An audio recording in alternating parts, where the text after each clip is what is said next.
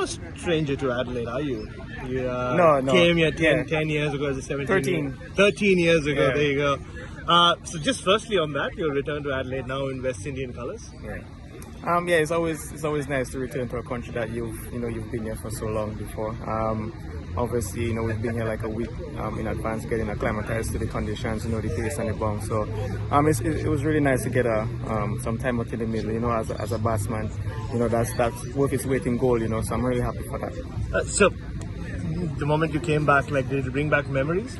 Yeah, it was nostalgia, and obviously meeting up with some old friends and just spending time with guys outside of cricket.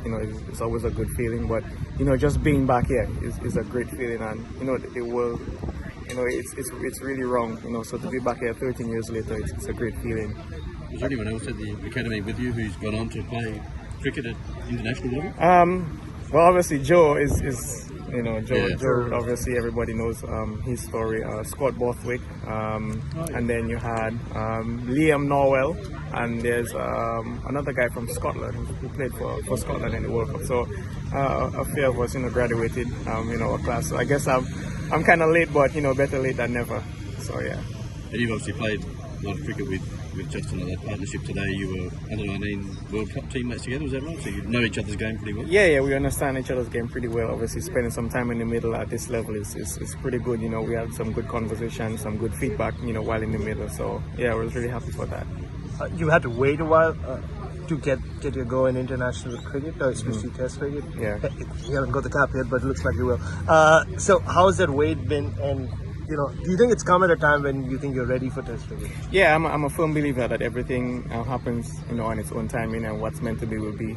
For me, it's just a matter of being ready, whenever that time comes, and control what I can control. My preparation, cricket back home, and how I prepare and stuff like that. So, like I said, my biggest thing is just preparing and making the most of whenever the opportunity is there. And I was also reading that you're a very bright guy. You've done really well with your academics as well, with a full scholarship. So you had other things going as well. So do you think that's kind of kept you grounded in? Yeah, obviously. I think there's always life after cricket. For me, being part of the university setup, I think it has prepared me for moments like these. Outside of cricket, and also in cricket. Pursuing a degree in sports science, I think it has helped me apply stuff, directly and indirectly to my game. So I'm really happy for that. It's helped kept me well-rounded and, stuff like that. And just finally for me, so the position you batted in today at number 5, have you loosely been told if you do get picked that that's around where you will be batting, in the middle order? Nothing directly, but obviously, you try and pick up cues from what's happening in the games, so. But for me, like I said, it's just a matter of preparing well, and whatever comes, in the future, just try and be ready for it.